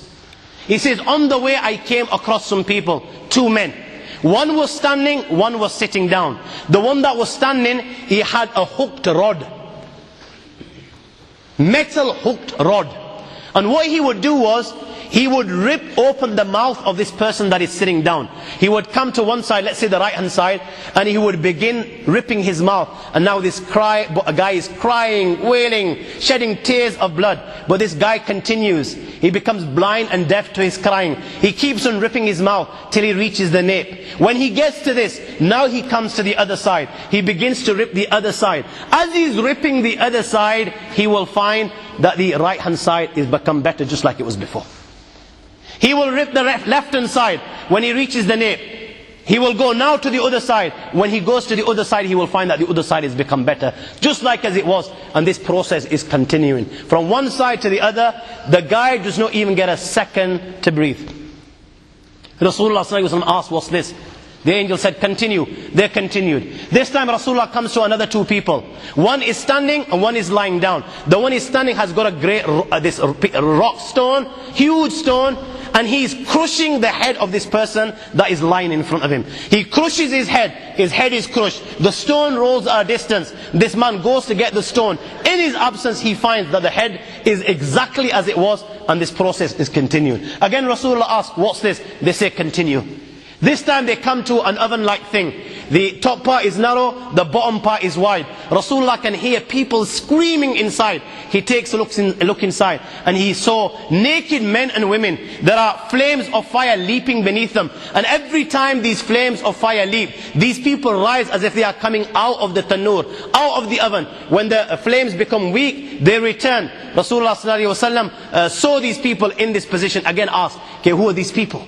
He says, continue. This time they come to a river of blood. A person is inside the river. There's a person on the bank of the river. This one on the bank has stones. This one in the river is trying to swim to get to the bank. When he gets close to the bank, this one on the bank takes stone, pelts him, and he ends up where he is. And this process is continued. Now it's a long hadith. Just to conclude, at the end, the angels inform Rasulullah with regards to these individuals and why they were being punished.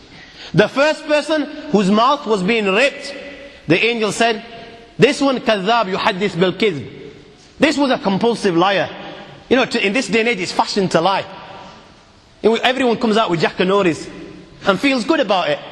So this guy used to entertain people, I guess, and come out with a load of rubbish. This is the price that he was paying. The second guy whose head was being ripped was one who Allah gave the knowledge of Quran. He was able to read the Quran, but he never read it and never acted upon it. So as a result, his head was being crushed. The third guy, the naked men and women, were those that would fornicate and commit zina. This is the punishment that they were receiving. The one that was inside the river of blood was the one that would wheel and deal in interest. Now this hadith, my young friends, is in the Sahih of al-Bukhari, the most authentic book of hadith. And the muhaddithin write with regards to this hadith, under this they write, these different punishments that Rasulullah saw, they were the punishments of the barzakh, they were the torments of the grave. So from this hadith you conclude that different people will receive different punishments depending on the sin that they've committed. And you know what? Sometimes Allah subhanahu wa ta'ala, He actually reveals this. He actually reveals this. Many a time to the pious, many a time in dreams. And you know what? Now and then Allah actually reveals this in reality to people like you and me, and the objective is, you know what? Abibi baaz aaja, Abibi baaz aaja. My friend, even now you have time. Refrain from sin. Come to Allah and His Rasul. Adopt the teachings. You still have time. This is why Allah gives us the reminders. Abu Abdullah Muhammad ibn Ahmed al-Qusri relates that in Istanbul, there was a governor, he died. They dug a grave for him. When they were on the verge of lowering this body inside the grave, do you know what they saw inside the grave? They saw a black snake waiting for him inside the grave. They were terrified. Naturally, they were terrified. They didn't want to bury this guy inside this grave, so they dug another grave. Now they've spent hours digging the second grave.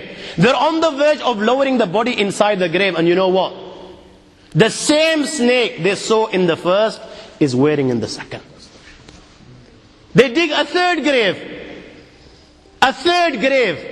and they find when they're on the verge of lowering this grave, all of a sudden, out of the blue, they find the same black snake inside the grave.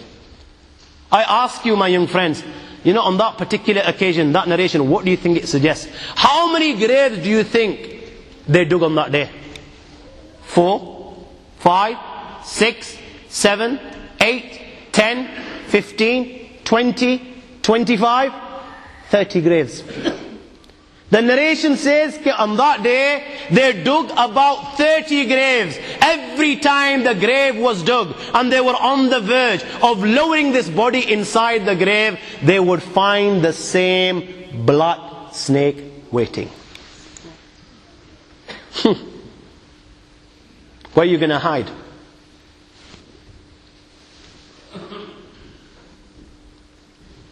It doesn't come any clearer than this. Where are you going to hide?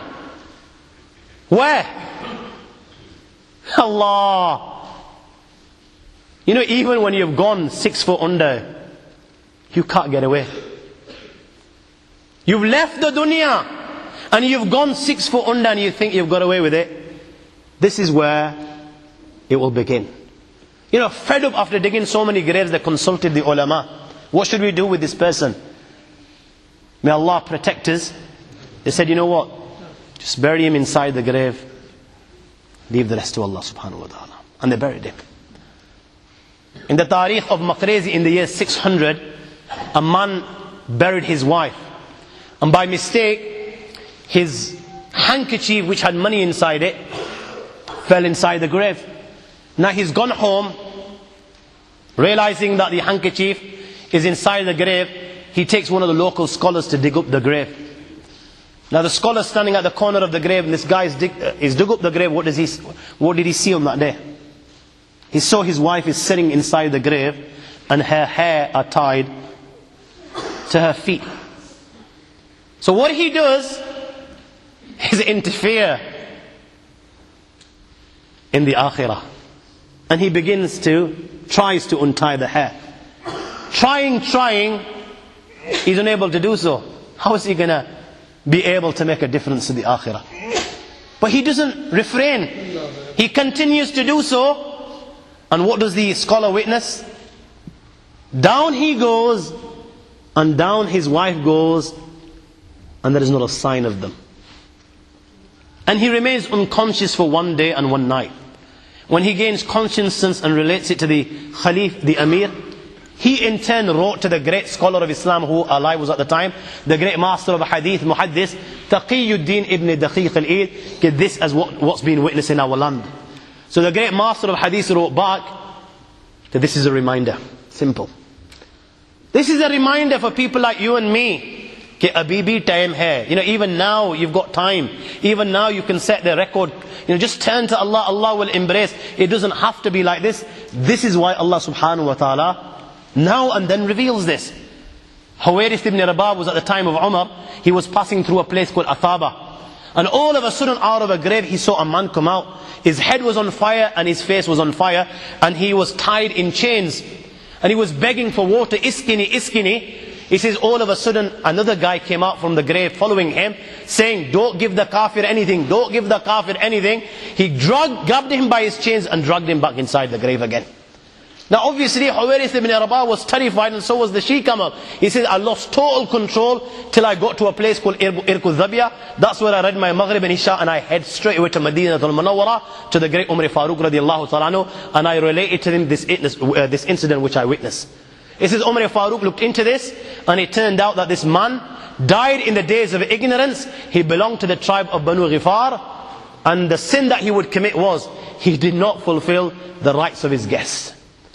Abdullah bin Umar also witnessed a similar incident at the time of Rasulullah sallallahu alaihi wasallam, and when he related to the Messenger of Allah, Rasulullah sallallahu alaihi wasallam said that was the enemy of Allah, Abu Jahl, and Allah is punishing him in this manner right till the day of judgment. Now my young friends, just before I conclude, very quickly let us just look at very briefly some of the causes of the punishment inside the grave. It doesn't have to be like this, like I said. Now, as we've seen from the hadith, there are many different reasons as to why a person will be punished. But in general, Rasulullah sallallahu alayhi wa sallam said, hadith of Bayhaqi, on the authority of Sayyidina Abu Hurairah radiallahu ta'ala, Nabi Kareem sallallahu alayhi wa sallam said, Inna adhab al-qabr min thalatha, that in general the punishment of the grave is as a result of three things, three sins.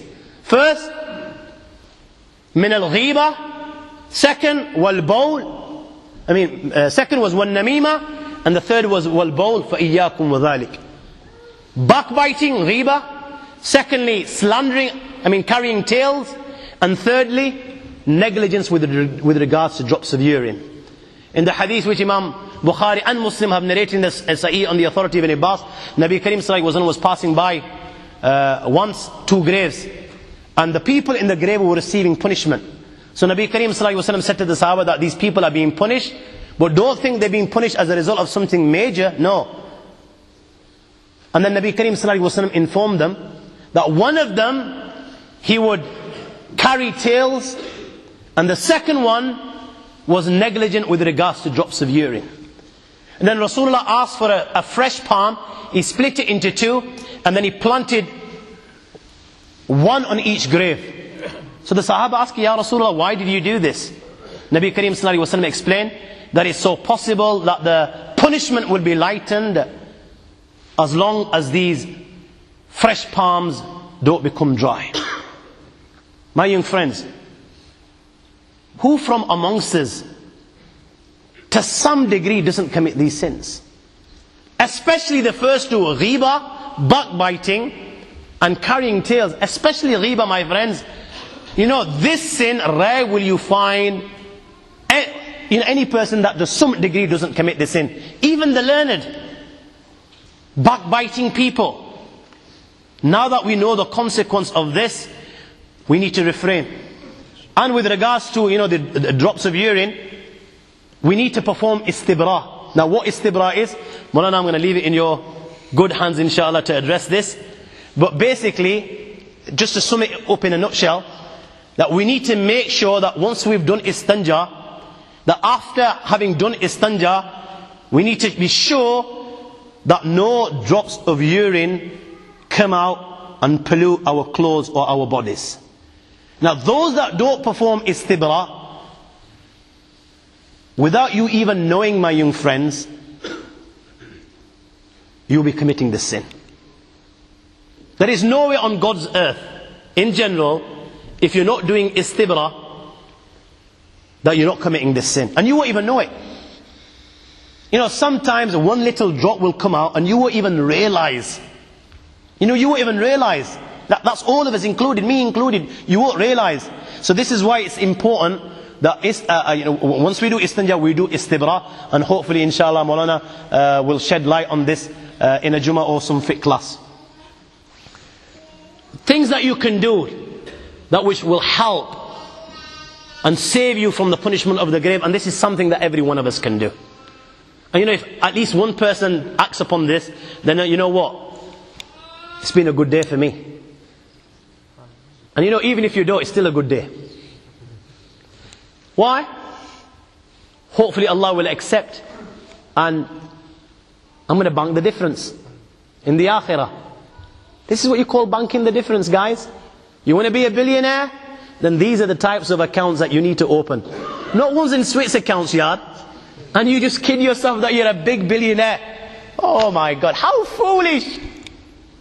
How foolish can you get? You open these accounts in the Swiss accounts and you have these billions. Only for them to freeze. You know, if this human cannot, if it doesn't click after this, then when is it going to click?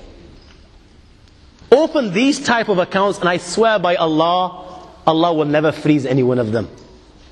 Your account will never be frozen. But okay, you know, you'll be shocked that you, in your mind, you only put £1 million in there. You know, on the day of judgment, I only know the last word is zillion. I don't know anything beyond that. Yeah? But you know what?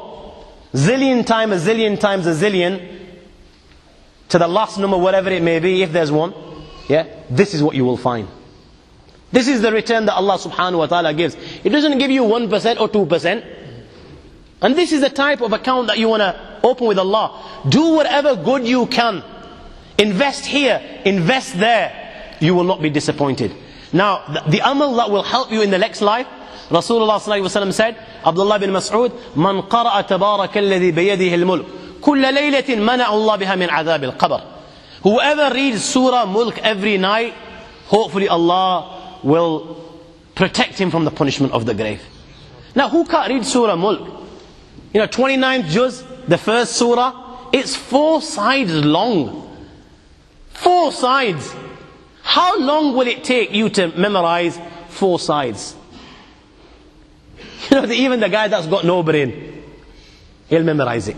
Why? إِنَّا نَحْنُ نَزَّلْنَا الذِّكْرَ وَإِنَّا لَهُ لَحَافِظُونَ. Allah's made the Quran easy, and He's made it so that it can be memorized. This is why kids at the age of 5, 7, 8, 9 can't even speak their mother tongues, but they have the entire Quran inside their hearts. Top end, my young friends. And mashallah, you Londoners, you guys have got degrees. Alhamdulillah. Bachelors and masters and PhDs. You're educated people. The whole world talks about the city of London and the people of London. So Allah's blessed you. How long will it take you to memorize 4 sides? 2 weeks? So okay, let's say you're learning a line a day, yeah, and it takes you a month. Everyone can do it. And you know what? If it's going to help you so much that whatever I've mentioned today is going to protect you from that, come on guys, don't you think you've got a deal and a half? Indeed, in one hadith Ibn Abbas Tirmizi, a companion of Rasulullah, he set up a tent. He set up on a grave and he didn't know it was the grave. Now, all of a sudden, whilst he's inside the tent, he can actually hear somebody inside the grave and he's reading Surah Al-Mulk. So he was shocked. And he related this to our beloved Prophet Muhammad sallallahu alaihi wasallam. Ya Rasulullah, I set up my tent. Didn't know it was a grave. I set up my tent on a grave. All of a sudden, I could hear somebody reading Surah Al-Mulk. So Nabi Kareem sallallahu alaihi wasallam confirmed, indeed, Hiya al-munjiyah tunjihi min adhab al-qabr. That surah is the protector, and it will protect him from the punishment of the grave. But in a hadith which Ibn Asakir has related, a weak hadith on the authority of Anas, a man died and the only thing that he knew was Surah Al-Mulk. So, you know, the reason I'm relating this, you know, there are many guys that don't know how to read the Quran. Yeah, this guy only knew Surah Mulk, only Surah Mulk. Now he's died, he's inside his grave, and Allah sent the angels to punish him. The angel of punishment comes inside his grave. The angel of punishment comes, Surah Mulk is also there and is standing between him and the punishment. So the angel says, move out of the way. You're from the book of Allah and I don't want to harm you, but I haven't got a choice. Allah's told me to punish him. If you want to intercede and protect him, then go ask the Lord of the Arsh and Kursi. The surah will go to the Almighty Allah and say, oh Allah, you know this servant of yours, out of your entire book, he would intend for me and he would come and recite me. Oh Allah, أَفَمُحَرِّكُ أَنْتَ بِالنَّارِ وَأَنَا فِي جَوْفِهِ. Are you going to punish him today with the fire whilst I'm inside his heart? And if you're going to do this, oh Allah, then I want you to remove me from your book. Allah is the Arhamul Rahimin, the Akramul Akramin, the Ajwadul Ajwadin. He needs excuses, my young friends, to give you paradise. Will you give him that excuse? You know, every time you do a deed, let this thought cross your mind. You know what? Maybe this is the one. And I swear by Allah, you will do many good deeds. And every time you sin, let this thought cross your mind. You know what? Maybe this is the one as a result of which Allah will send me to Jahannam. And you know what? You won't commit any sin. When you do good, let the thought cross your mind. Maybe this is the one that Allah will like and He will give me paradise. And when you wrong, let this thought cross your mind. Maybe this is the one that He will hold me to account for and you will never sin. So the surah will say, oh Allah, take me out from your book. Allah subhanahu wa ta'ala will say, it seems that you've become angry. The surah will say, oh Allah, do I have the right to become angry? He would recite me and you're punishing him. Allah subhanahu wa ta'ala will say, your intercession has been accepted. You do with him as you please. This very surah, 4 sides. You're learning a line a day, my young friends. Top end, it'll take you a month or two. Top end comes to his rescue, saves him from the punishment of the grave, will come, place his mouth on his mouth and say, Marhaban bihadha al-fam, farubama ma'ani. Marhaban bihadha al-sadr, farubama wa'ani. Marhaban bihatayn al-qadamatayn, farubama qamat bih. Marhaban bihadha al-fam, farubama talani. Okay, what to say of this mouth that would recite me? What to say of this heart that had memorized me? And what to say of these feet that would stand with me in prayer and recite me inside prayer? And thereafter, the surah will stay with him inside his grave so that he doesn't become afraid. You're going to get your money's worth, guys. This is something that every one of us can do. There are other deeds also, but we've got no choice in this matter. Let's say, for example, dying on Jummah. I haven't got a choice in this, and no of you got a choice in this. You know, if you're one of those that are lucky, then alhamdulillah. Because Rasulullah sallallahu alayhi wa sallam said, مَا مِن مُسْلِمٍ يَمُوتُ يَوْمُ الْجُمَعِ وَلَيْلَةَ الْجُمَعِ إِلَّا وَقَى اللَّهُ مِنْ فِتْنَةِ الْكَبَرِ. Whoever dies on Jummah, Allah will save him from the punishment of the grave. Whoever dies, مَنْ مَاتَ مُرَابِطًا, protecting the boundaries of Islam. The boundaries of Islam, not only will he be saved from the punishment of the grave, he will receive the good deeds that he would perform, and he will also be saved of the terror when Israfil blows inside the horn. Now the easiest of these deeds is to read Surah Al-Mulk. And I assure you, once you've memorized it, no, literally it will take you not more than 3 minutes. You know, by the time you leave the masjid and sit in your car or get to your house, you'll have read it. And when the hadith of Anas which are related was mentioned, Rasulullah mentioned it to the Sahaba, لَمْ يَبْقَ صَغِيرٌ وَلَا كَبِيرٌ وَلَا حُرٌّ وَلَا عَبْدٌ إِلَّا تَعَلَّمَهَا. Every young, old, free man and slave memorized and learned this surah, Surah Al-Mulk. I conclude with the way I began. Al-Kayyisu man dana nafsuhu wa amila lima ba'da al-mawt. My friends, what I've said today you've heard before. You've heard before, you've heard today, and you will hear again tomorrow. It's meaningless. If it comes from one ear and it leaves the other, then it's meaningless. This is why I relate this hadith as I began. The clever man is he, man dana nafsahu, who controlled his nafs, who suppressed it. The nafs is whispering, let's go out and chill, let's wine and dine, this girl looks beautiful, let's spend some time there, take a tablet or two, sell a few tablets here, make a quick few pounds. No, he suppresses it. Why? No, because Allah and His Rasul prohibited this. And he's suppressing it on one side, and he's pleasing Allah and His Rasul on the other side by working for the real life. And Sayyidina Ali, what did he say? فَكُونُوا مِنْ أَبْنَاءِ الْآخِرَةِ وَلَا تَكُونُوا مِنْ أَبْنَاءِ الدُّنْيَا. Become the sons of the akhirah, do not become the sons of the dunya. It's so foolish, don't you think, guys? How long will we live for? 100 years? Not every guy makes a century, does it now? Not every guy makes a century. You saw what happened to England today. Yeah? And even if you made a century, what's that century in comparison to the akhirah? You live for 100 years. How long do you think accountability is? كان مقدار 50,000 سنة. The day of judgment is 50,000 years long. 50,000 years long. Oh Allah. You live for 100 and you're paying the price 50,000. That's just on the day of judgment. How foolish that would be. That we live for 100 and we pay the price for 50,000. That's just on the day of judgment. After that, my young friends, it's eternity. It doesn't come to an end. So isn't it more wise, isn't it wise for this, 50 years that Allah gives us in this dunya, 60 years, we obey Him, and you know what, I swear by Allah, Allah will give you paradise in the dunya. If you obey Him, this heart of yours will always be up there, it will be in 7th heaven. You will feel good. You won't be stressed out, you won't have 1 million and then commit suicide at the same time. It just won't happen. This is how good you will feel within.